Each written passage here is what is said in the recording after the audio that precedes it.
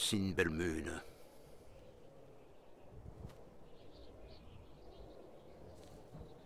Elle a toujours poussé sur les tombes de mes aïeux.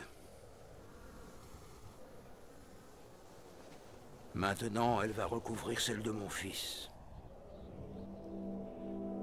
Hélas, dire que ces jours de malheur sont pour moi. Le jeune périt et le vieux s'attarde. Devrais-je vivre pour voir les derniers jours de ma lignée?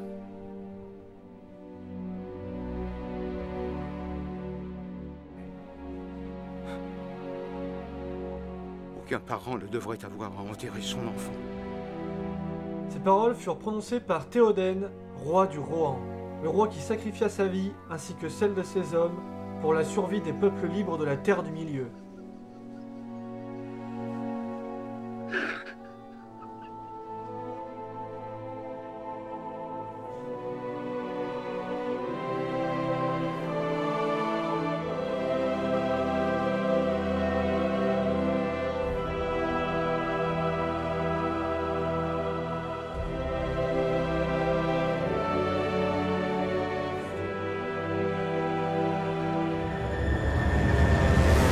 Théoden, fils de Tengel, aura joué un rôle décisif dans la lutte contre les despotes du mal, Sauron et Saruman.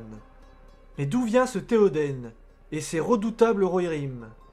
Théoden, qui signifie roi, est le successeur de la lignée des Orls, le fondateur du Rohan. Le Rohan, la terre des Rohirrim, les seigneurs des chevaux, les meilleurs cavaliers en terre du milieu. Voisin du Gondor, le Rohan est une terre agricole, constituée quasi exclusivement de grandes plaines et prairies très favorables au mode de vie des Rohirrim. La population vit surtout en milieu rural, dans de petits villages. Edoras fait office de capitale où le roi siège depuis le château d'or de Méduseld. Le Rohan se situe au carrefour des routes reliant l'est et l'ouest de la Terre du Milieu. Ce qui fait de la trouée du Rohan un secteur stratégique à défendre. Bien avant la fondation du Rohan, les descendants des hommes de Núménor avaient bâti deux grandes places fortes. Au sud des monts Brumeux se tient la tour d'Orthanc, dans la forteresse d'Isengard. Au nord des montagnes blanches se dresse Fort-le-Corps, qui sera rebaptisé par la suite Gouffre de Helm, suite à la victoire du 9e roi du Rohan sur les hommes du pays de Dain. Le Rohan est relativement bien protégé de potentielles agressions extérieures. À l'ouest, deux fleuves, l'Isen et l'Adorn, dessinent la frontière avec l'Eriador. Tout le sud du Rohan est protégé par une frontière naturelle, les Montagnes Blanches. La frontière avec le Gondor est assurée par le Mering Stream et l'embouchure de l'Antaluve.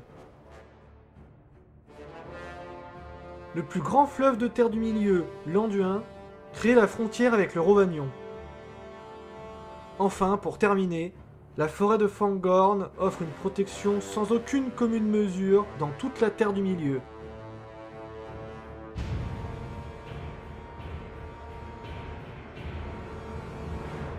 L'organisation militaire des Rohirrim est exclusivement tournée vers la cavalerie. C'est sa force, mais aussi sa faiblesse. L'armée du Rohan se divise en 3 cohortes, dirigées chacune par un maréchal de la marche. Au sein même de ces cohortes, les cavaliers se regroupent dans ce qu'on appelle des Eoreds, formés d'une centaine de combattants. L'armée du Rohan est donc bâtie sur l'offensive avec ses milliers de cavaliers très entraînés. Très adaptés pour la défense du territoire typique du Rohan, avec de petits contingents de cavaliers pouvant couvrir de grandes distances rapidement. La société du Rohan n'est pas très différente des autres sociétés humaines en Terre du Milieu. Le pays est une monarchie. L'ensemble de la population est composé de paysans et d'artisans. Enfin, le Gondor et le Rohan sont liés par un traité d'assistance mutuelle depuis l'intervention des Orls en 2510 du Troisième Âge, pour sauver le Gondor de la débâcle face aux Orques et aux Orientaux. Bien que le Gondor n'ait jamais porté secours au Rohan, les rois du Rohan respecteront toujours le traité. Théoden accède au pouvoir en 2980 du Troisième Âge dans un contexte difficile.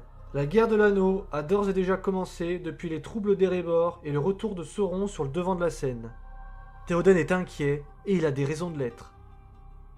Il n'y a pas eu de grand conflit majeur en Terre du Milieu depuis la guerre de l'Arnor, 1000 ans plus tôt. Depuis sa fondation, le Rohan n'avait pas connu de guerre majeure. Le plus souvent, les affrontements avaient lieu contre les orques ou les peuples voisins comme les hommes du pays de Dain. Tengel avait eu un règne particulièrement mouvementé avec de multiples incursions ennemies contre le Rohan. Signe du grand conflit à venir. Aragorn, futur roi du Gondor, avait prêté main forte à Tengel contre ses invasions. Tengel avait passé sa jeunesse au Gondor au service de Turgon, le 24e intendant souverain du Gondor. Ce même Turgon qui assista effaré au retour de Sauron en Mordor en 2951. Tengel fut obligé de retourner en Rohan pour gouverner à la place de son père, décédé en 2953. La même année, Sauron achève la reconstruction de Barad-dûr.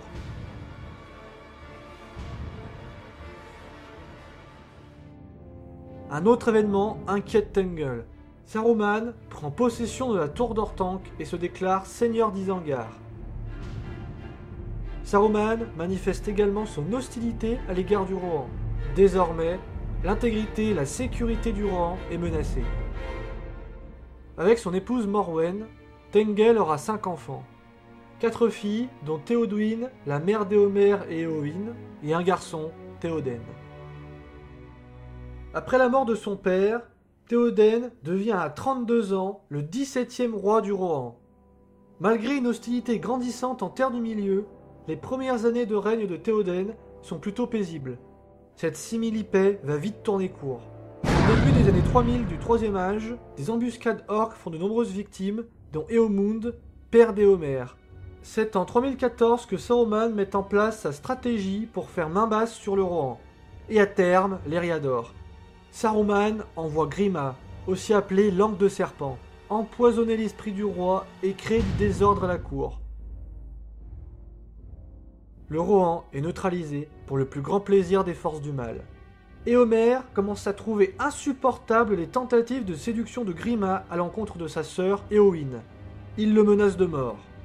Durant les 5 années qui suivent, la situation se détériore rapidement. Malgré la mobilisation des troupes, l'armée du Rohan est paralysée sans leur roi pour commander. À l'abri en Isengard, celui qui était appelé le magicien blanc prépare ses troupes à la guerre. Saruman donne la priorité à l'armement et la formation de ses nouveaux guerriers orques, les redoutables Uruk-hai.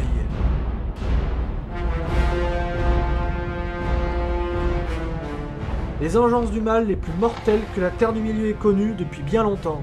Les Uruk-hai sont plus grands, plus forts et plus rapides que les simples orques.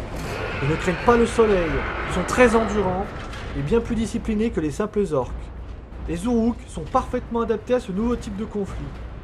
Ce sont des véritables machines de guerre.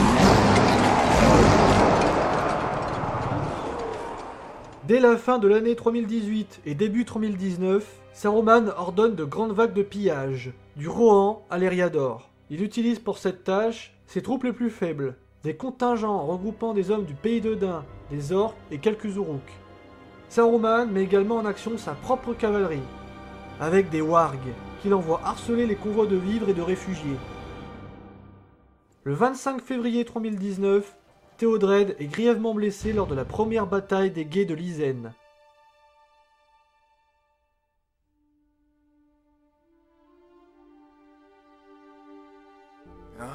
Il a dû mourir au beau milieu de la nuit.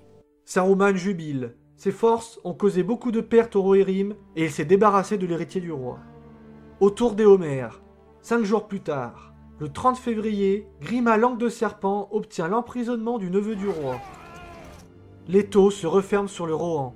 Seulement quelques jours après ces événements, le 2 mars, Gandalf, Aragorn, Legolas et Gimli arrivent à Edoras. Gandalf chasse le mal qui rongeait le roi. Ce fut alors le choc. Après des années d'absence, il retrouve son pays dévasté, son armée prise au dépourvu et la perte de son seul fils. Théoden a désormais un lourd fardeau à porter. Il doit sauver son peuple et défaire ses ennemis. Théoden doit contre-attaquer. Il rassemble son armée avec Éomer et part rejoindre ses forces sur Lysen. Trop tard. Saruman lance une grande offensive. 10 000 Uruk-hai, orques, wargs et hommes du pays de Dain écrasent les Rohirrim lors de la seconde bataille des gués de Lysen.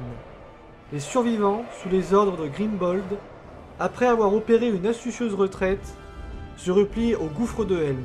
Théoden et son armée s'y retrouvent également piégés. Ils ne sont que 2000 pour contrer 10 000 assaillants. 1 contre 5. Les Uruk-hai atteignent la forteresse le 3 mars à la nuit tombée. Plutôt que de perdre du temps avec un siège, les Uruk continuent dans leur logique d'attaque éclair. À peine arrivés, ils chargent les défenseurs de Fort-le-Corps.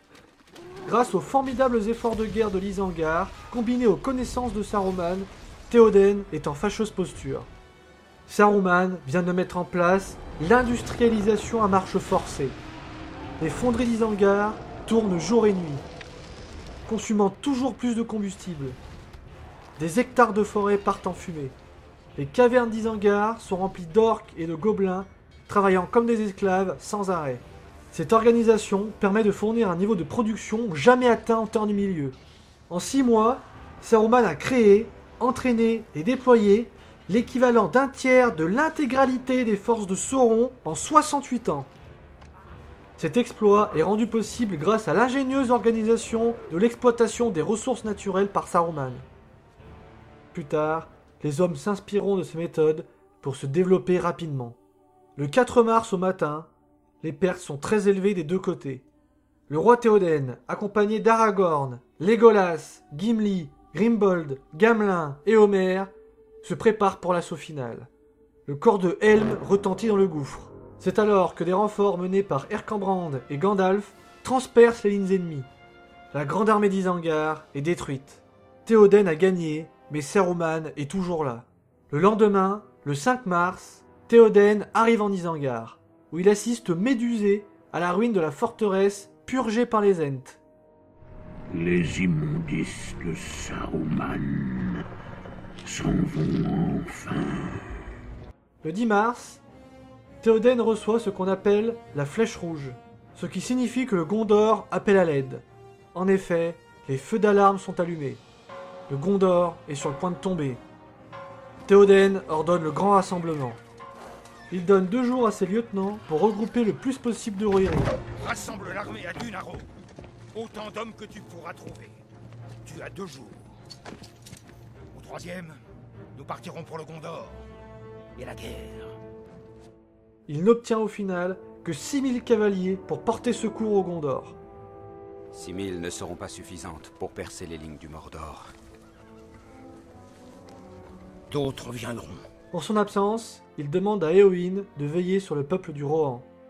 Il ne se doute pas qu'elle va chevaucher en secret dans son armée aux côtés de Meriadoc Brandebook, son ancien écuyer. Le 15 mars 3019 du Troisième Âge, à l'aube, Théoden et ses 6000 cavaliers arrivent depuis le nord-ouest, devant Minas Tirith. La cité est assiégée depuis 2 jours. Ils font face à 20 000 orques. Le sang se glace devant une telle horreur. Théoden lance la charge pour la dernière fois.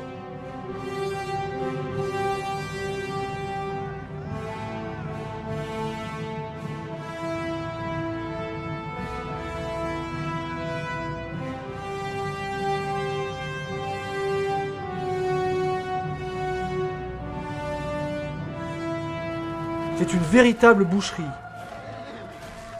Les orques sont balayés comme les orientaux 500 ans plus tôt à la bataille du champ de Celebrian.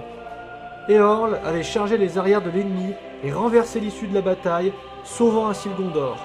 Théoden réitère la manœuvre dans ce qui sera appelé la bataille des champs de Pelennor. Poussez-les vers le fleuve! Il faut protéger la cité! Passé les quelques secondes de réjouissement, les Rohirrim voient avec stupeur leur nouvel ennemi approcher sur le champ de bataille. Les Haradrim et leurs olifants.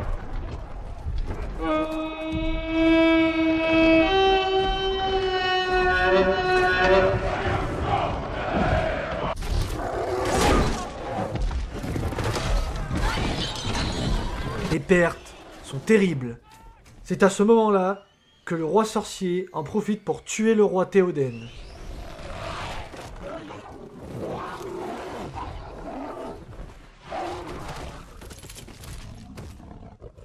Éowyn le vengera en tuant le roi sorcier.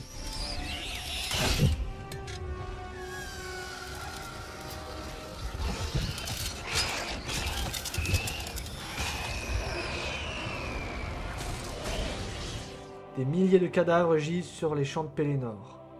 Théoden repose ici, devant Minas Tirith, avec des milliers de ses cavaliers. Leur sacrifice a permis de sauver les royaumes des hommes de l'anéantissement. Théoden est enterré auprès de ses ancêtres dans les tertres funéraires d'Edoras. Il laisse son trône à Éomer, le premier roi du Rohan du 4e âge de la Terre du Milieu.